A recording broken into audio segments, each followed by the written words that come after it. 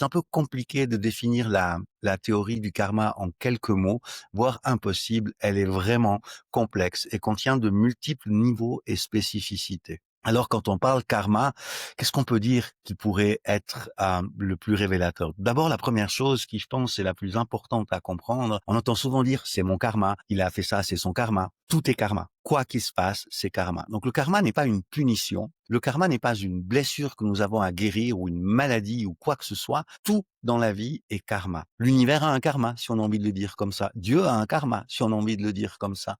Et le karma, eh bien, c'est une loi d'apprentissage. C'est un processus d'apprentissage qui, au travers de nos expériences, nous conduit à nous remémorer les neiges d'antan, à nous remémorer qui nous sommes réellement. Cela a jamais bien heureux dans la félicité. La vie est un processus d'apprentissage. L'objectif clé d'un mystique est d'apprendre par l'amour, par la joie, et non pas par la douleur et par la souffrance.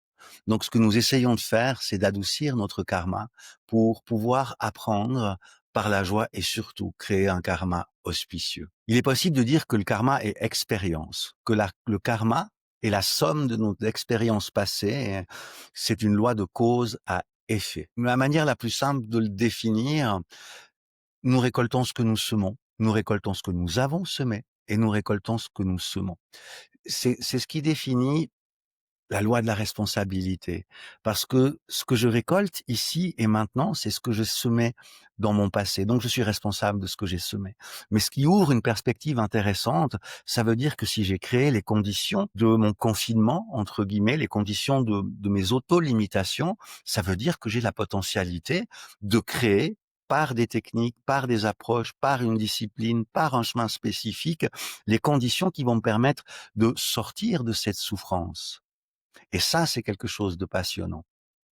Le secret, il y en a un dans le karma. Ce n'est pas tellement de s'occuper du karma que nous avons semé, de ce que nous sommes en train de vivre, mais c'est plutôt de pouvoir semer le karma qui nous permettra d'avoir une vie plus auspicieuse. Comprendre ce que nous avons semé et pourquoi nous sommes dans cette condition-ci n'est pas ce qui fonctionne le mieux. C'est intéressant, certes, de méditer sur ces sujets, bien évidemment.